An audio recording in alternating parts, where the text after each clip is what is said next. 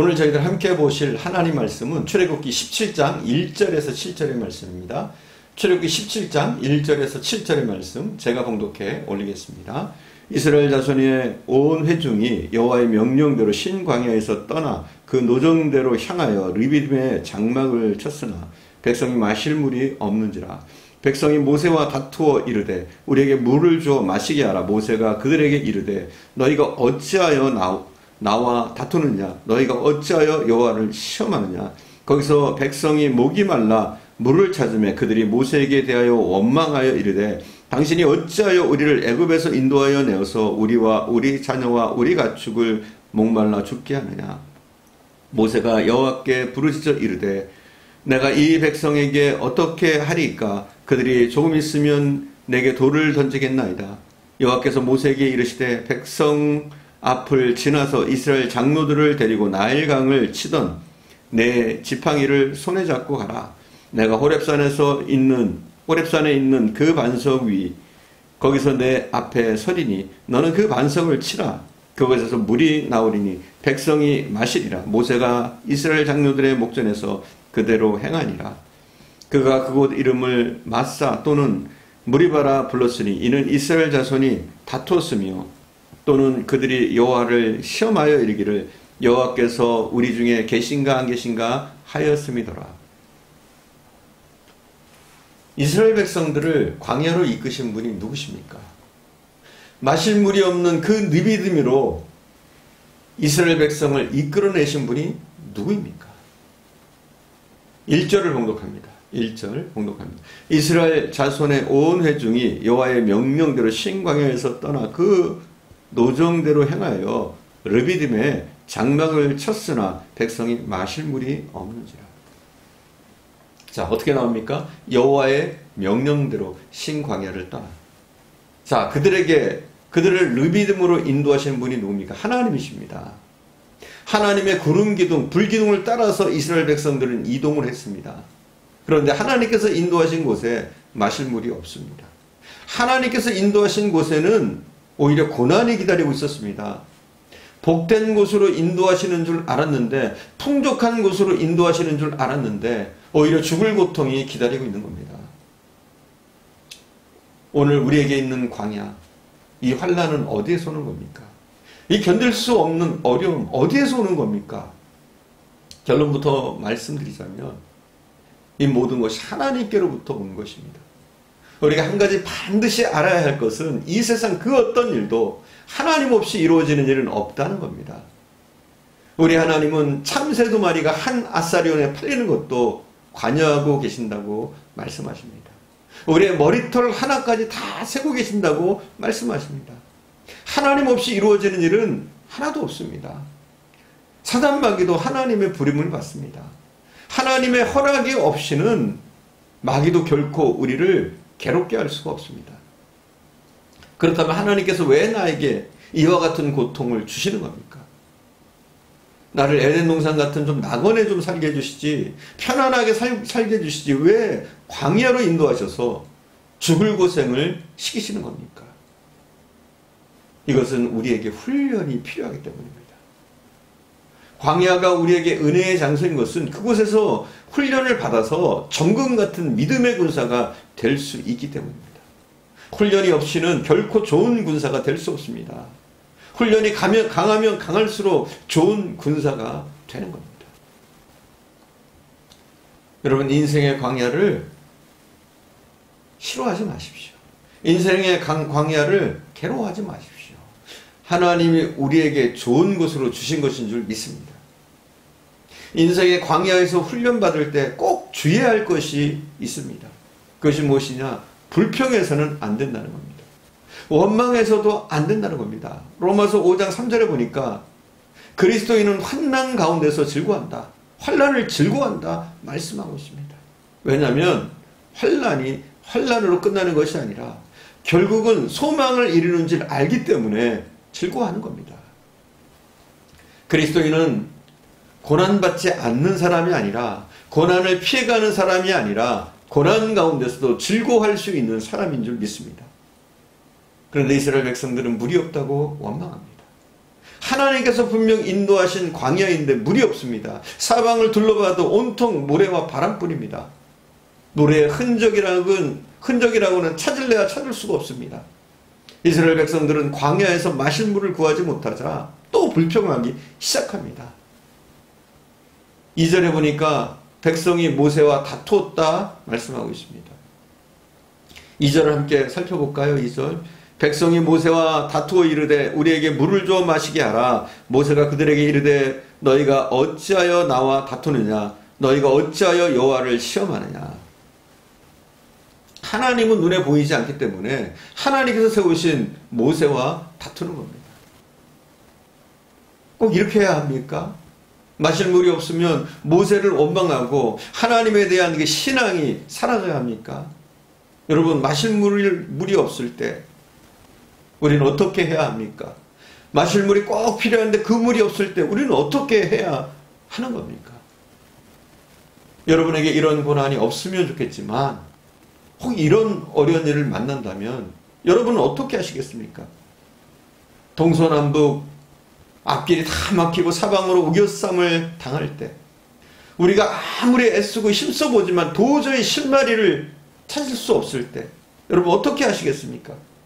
그때 우리는 위를 바라봐야 합니다. 하나님을 바라봐야 하는 겁니다. 그럴 때일수록 하나님을 바라봐야 합니다. 오직 하나님을 바라볼 때 문제는 해결되는 겁니다. 철로역정에 보면 기독도가 천성을 향해서 좁은 문을 지나서 미궁 앞에 천신만곳에 이르렀습니다. 힘든 길을 지난 거예요. 천성을 향해서 가기 위해서 좁은 문을 지나고 이제 미궁 앞에 천신만고 끝에 서게 됐습니다. 그런데 미궁을 지나면 이제 천성을 향하는 길이 활짝 열리는데 큰 사자가 입을 벌리고 딱 서 있는 겁니다. 도저히 앞으로 접근할 수가 없습니다. 기독도가 질겁하면서 낭망하고 망설이며 어디 다른 길이 없나 이렇게 살펴보는데 하늘에서 음성이 들립니다. 어떤 음성이냐? 그 사자의 이빨을 보지 말고 발목을 보라는 거예요. 그래서 이 기독도가 발목을 봅니다. 발목을 쳐다보니까 이 사자가 큰 쇠사슬에 발목이 묶여 있는 겁니다. 사자가 아무리 무섭게 으르렁거리고 날카로운 송곳니를 세우고 달려들어도 그 발목이 쇠사슬에 묶여 있기 때문에 해칠래야 해칠 수가 없는 겁니다. 이와 같이 우리 성도들의 앞길에 어떤 어려움이 있어도 마귀가 우는 사자처럼 우리에게 달려들어도 우리가 믿어야 할 것이 있습니다. 우리 하나님께서 마귀의 그 발목을 붙잡고 계시는 줄 믿습니다. 하나님께서 큰 쇠사슬로 우리를 해치지 못하도록 사자의 발목을 붙잡고 계십니다. 그러므로 사자의 이빨을 보지 마시고 현재의 현상을 보지 마시고 쇠사슬보다 더 든든한 하나님의 손, 그 손이 사단을 붙잡고 있다는 사실, 이것을 볼 줄 알아야 하는 줄 믿습니다. 우리도 고난 가운데 있을 때 하는 일마다 안 되고 앞길이 막힐 때 우리는 믿음으로 깊이 생각해야 합니다. 하나님께서 왜 나에게 이런 고난을 주신 걸까? 왜냐하면 이 고난에 이유가 있거든요.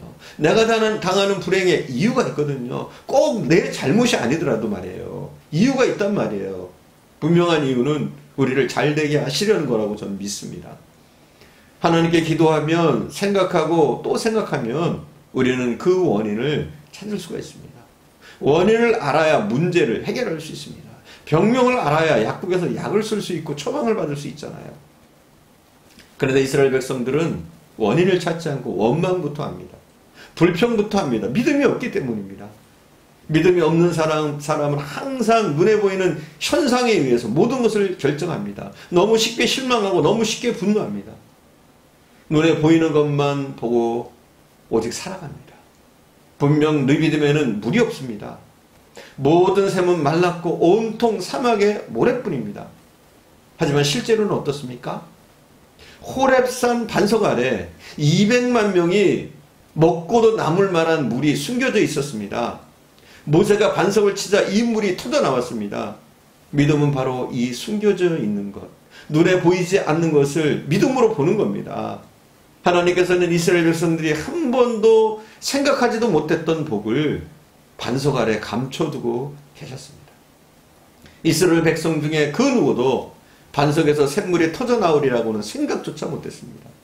이와 같이 하나님의 은혜와 복은 우리가 전혀 예상할 수 없는 곳에서 우리에게 옵니다.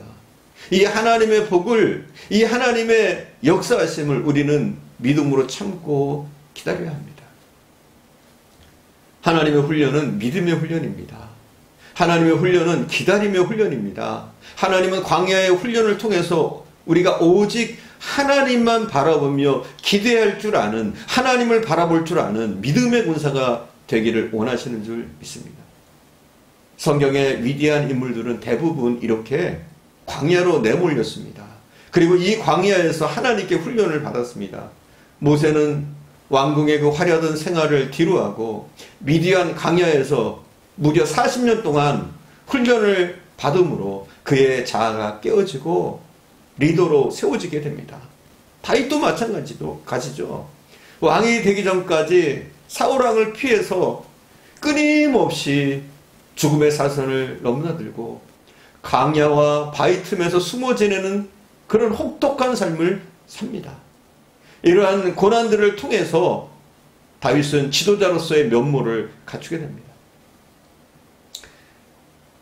세례요한은 광야에서 메뚜기와 석청을 먹으면서 지냈고, 사도 바울 역시 다메섹으로 가는 길에서 예수님을 만난 후에 곧바로 예루살렘으로 가지 않고 아라비아 광야에서 3년간의 훈련을 받습니다. 그리고 기독교 역사상 가장 위대한 사람 중 하나가 되어집니다. 이뿐 아니잖아요. 우리 예수님도 성령에 이끌려서 광야에서 40일 동안 금식하시고 시험을 받으셨습니다. 이분들은 모두 우리 믿음의 선배들입니다. 우리보다 앞서 광야의 길을 가신 분입니다. 모세, 또 다윗, 세례요한, 바울 모두 광야에서 훈련받았고, 이 훈련을 통해서 하나님의 좋은 군사가 되어서 하나님께서 맡기신 일을 훌륭하게 감당했습니다. 광야는 그들에게 은혜의 장소였습니다. 하늘의 일꾼으로 부름받은 우리에게는 이 광야라는 것은 아름다운 훈련장입니다. 우리는 이 광야를 통해서 하나님이 쓰실 만한 그릇으로 아름답게 만들어지게 되는 줄 믿습니다. 이것을 믿으시고 더욱더 하나님을 신뢰하시면서 이 광야의 현장도 기쁨으로 나갈 수 있기를 간절히 축원드립니다. 기도하겠습니다.